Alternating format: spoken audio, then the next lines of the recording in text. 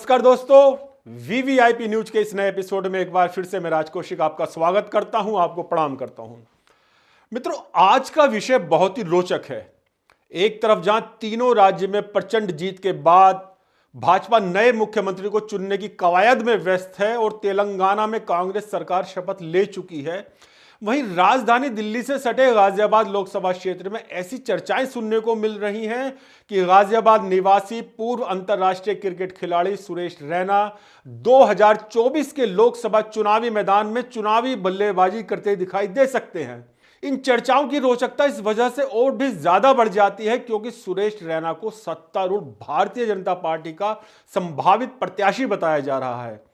हम सभी जानते हैं कि गाजियाबाद लोकसभा सीट से पिछले 2 बार से जनरल वीके सिंह भाजपा के सांसद हैं। उनकी योग्यताओं और क्षमताओं को देखते हुए नरेंद्र मोदी ने उन्हें अपने मंत्रिमंडल में भी स्थान दे रखा है। गाजियाबाद जनपद के कई विधायकों के साथ जनरल वीके सिंह का विवाद काफी पुराना है।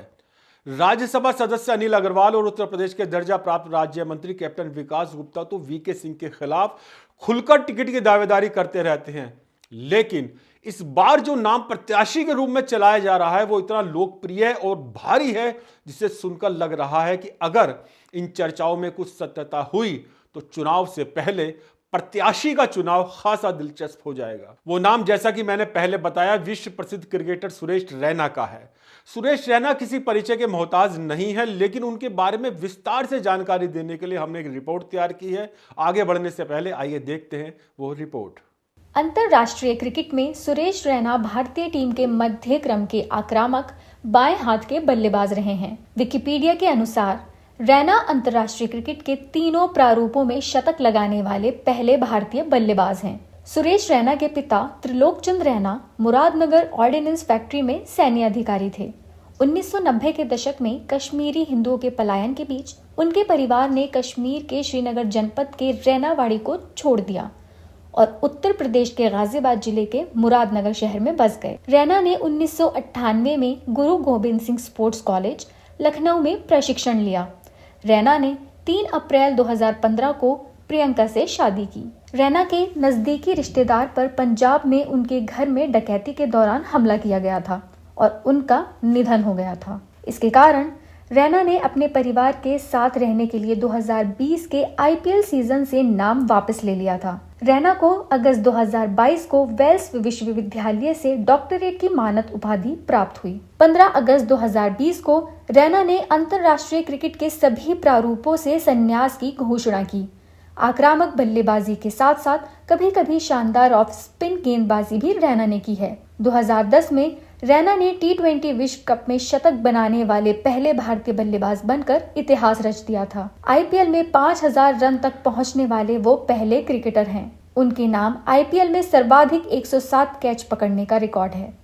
वो क्रिस गेल के बाद आईपीएल में 100 छक्के लगाने वाले पहले दूसरे खिलाड़ी हैं। उनके नाम चैंपियंस लीग टी20 इतिहास में सर्वाधिक अर्धशतक बनाने का रिकॉर्ड है। उनके नाम आईपीएल मैच में पावर प्ले में सर्वाधिक रन बनाने का रिकॉर्ड है। कुल मिलाकर टीम इंडिया के पूर्व क्रिकेटर सुरेश रैना दुनिया के सबसे शानदार क्रिकेटर्स में शुमार रहे हैं। दुनिया के सबसे शानदार फील्डर्स में भी उनका नाम आता था। अब रैना 37 साल के हो गए हैं, लेकिन उनका निशाना अभी भी अचूक है। लीजेंड लीग क्रिकेटर में भिलवाड़ा किंग्स के बैटर ने रैना को हल्के में लिया, जिसका भुगतान उन्हें अपना विकेट गंवाकर करना पड़ा।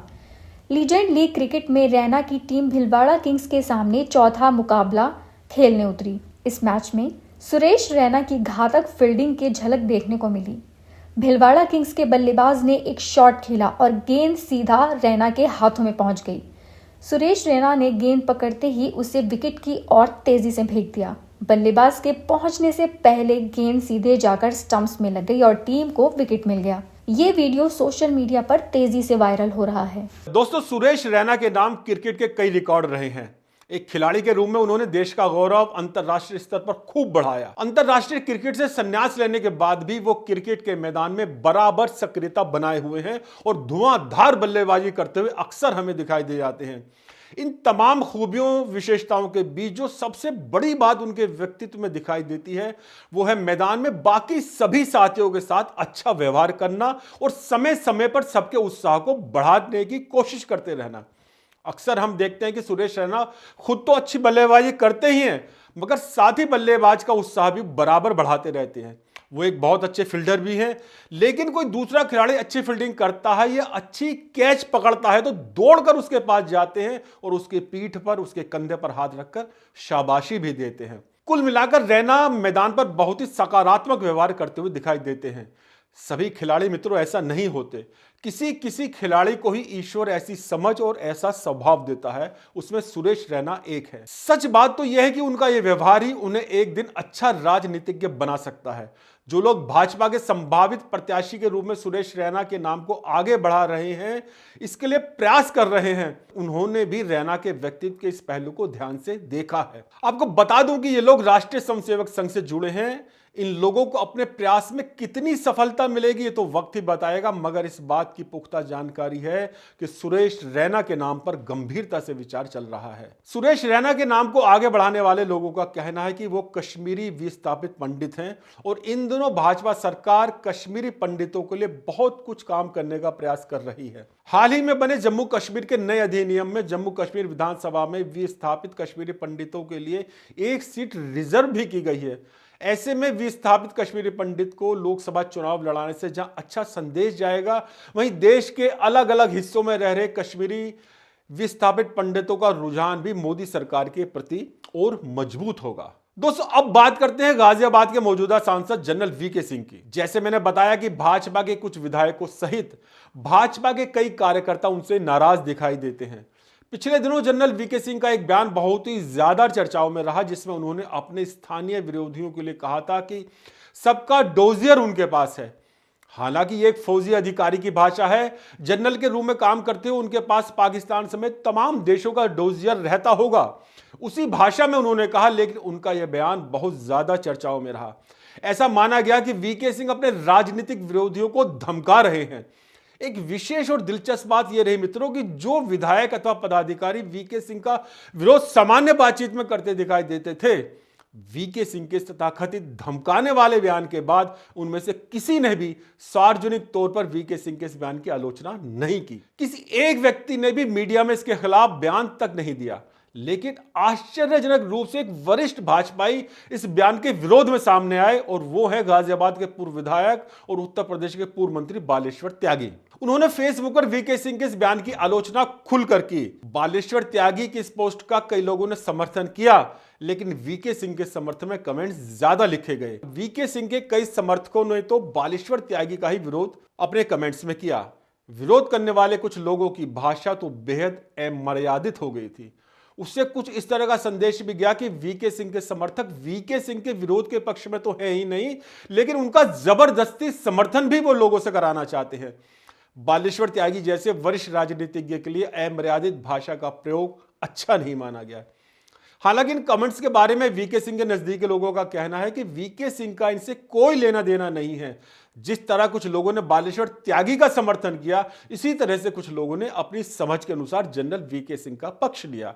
इसमें प्रायोजित जैसा कुछ भी नहीं था। दोस्तों, सुरेश रैना के नाम की चर्चा से पहले राजनीतिक क्षेत्र में वीके सिंह को लेकर एक और चर्चा चल रही थी, जो पूरी तरह से वीके सिंह के पक्ष में है। वो चर्चा थी कि वीके सिंह ने स्वयं प्रधानमंत्री नरेंद्र मोदी से पूछा कि अब मेरे लिए क्या आदेश है, तो इस पर प्रधानमंत्री ने उनसे कहा कि आप अपने क्षेत्र में यानी गाजियाबाद में काम करते रहिए।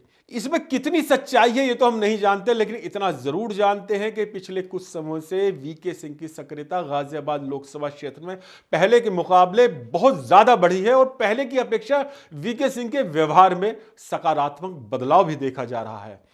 इसमें कोई शक नहीं कि क्रिकेटर सुरेश रैना का नाम बहुत बड़ा है, लेकिन जनरल वीके सिंह का नाम और हैसियत भी किसी से कम नहीं है। 1970 से 2012 तक भारतीय सेना में रहते हुए देश की सेवा करने वाले वीके सिंह भारतीय फौज के 24वें चीफ रहे हैं। सेवानिवृत्ति के बाद वो भारतीय जनता पार्टी में शामिल हुए। 2014 में भाजपा ने उन्हें दिल्ली से सटे गाजियाबाद संसदीय क्षेत्र से प्रत्याशी बनाया। प्रतिद्वंदी कांग्रेस प्रत्याशी और फिल्म एक्टर राज बब्बर का कोई जादू वीके सिंह के सामने नहीं चल पाया, और वीके सिंह 5,67,000 मतों के रिकॉर्ड अंतर से जीतकर गाजियाबाद के सांसद बने। 2019 के लोकसभा चुनाव का टिकट भी वीके सिंह को गाजियाबाद से मिला। हालांकि कुछ लोग उनका विरोध कर रहे थे, लेकिन विरोध को नजरअंदाज कर भाजपा हाईकमान ने वीके सिंह में ही विश्वास जताया, और इस बार वीके सिंह की जीत और भी ज्यादा शानदार रही। अगर सैन्य कार्यकाल की बात करें तो वीके सिंह को उनकी बहादुरी के लिए कई मेडल मिले। इनमें परम विशिष्ट सेवा मेडल, अति विशिष्ट सेवा मेडल और युद्ध सेवा मेडल आदि प्रमुख हैं। जनरल के पद तक पहुंचने वाले वे पहले प्रशिक्षित कमांडो हैं और वो ऐसे भी प्रथम भारतीय सेना प्रमुख रहे जो उस समय की यूपीए सरकार को अपनी डेट ऑफ बर्थ के मामले में न्यायालय तक लेकर गए।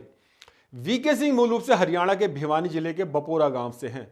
वो लगातार तीसरी पीढ़ी में सेना अधिकारी रहे हैं। उनके पिता सेना में कर्नल थे और उनके दादा जूनियर कमीशन अफसर यानी जेसीओ थे।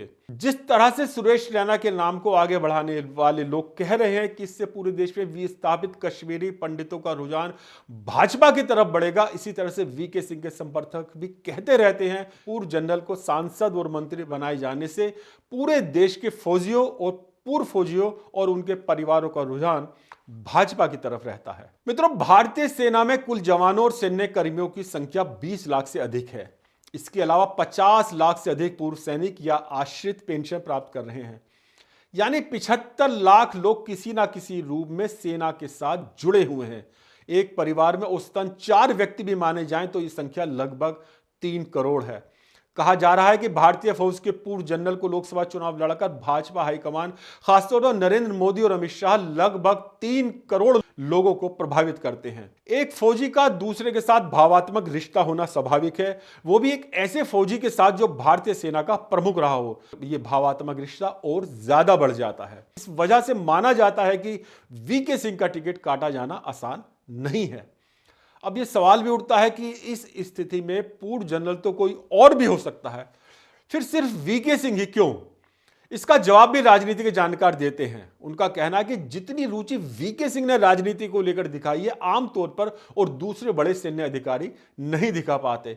हम कई पूर्व जनरलों को और बड़े बड़े अधिकारियों को टीवी स्टूडियो में बैठकर डिबेट करते हुए देखते हैं, उससे आगे की राजनीतिक महत्वाकांक्षा उन लोगों में दिखाई ही नहीं देती।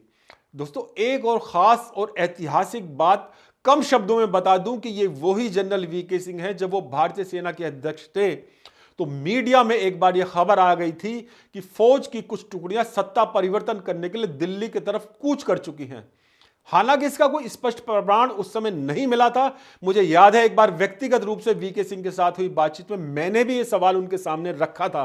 तब वो मुस्कुराकर बस ये कहते हुए खामोश हो गए थे कि अरे नहीं, ऐसा कुछ नहीं था। मित्रों, भले ही ऐसा कुछ ना रहा हो, लेकिन जिस सत्ता परिवर्तन की बात उस समय चली थी, केंद्र में वो सत्ता कांग्रेस की थी।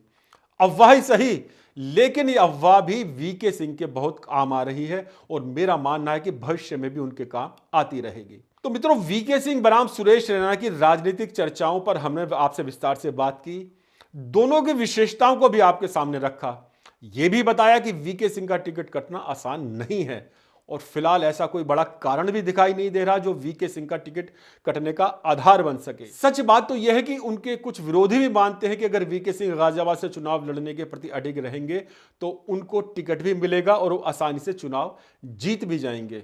दोस्तों, ये सभी लोग जानते हैं कि प्रधानमंत्री नरेंद्र मोदी का वीके सिंह पर बहुत ज्यादा विश्वास है।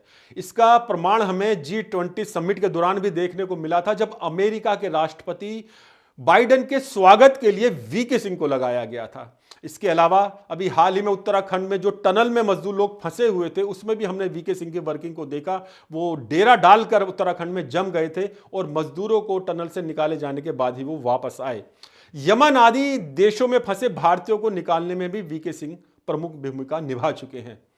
लेकिन इतना जरूर है कि भाजपा और संघ के लोग वीके सिंह के स्थान पर सुरेश रैना को प्रत्याशी बनवाने का प्रयास कर रहे हैं। इन प्रयासों का क्या जवाब वीके सिंह पक्ष की तरफ से दिया जाता है, वो भविष्य के घर में छुपा हुआ है। तो दोस्तों, आज के एपिसोड में बस इतना ही। यह एपिसोड आपको कैसा लगा अपने कमेंट्स लिखकर हमें जरूर बताइएगा और हां, सब्सक्राइब करना ना भूलेगा। VVIP news. नमस्कार।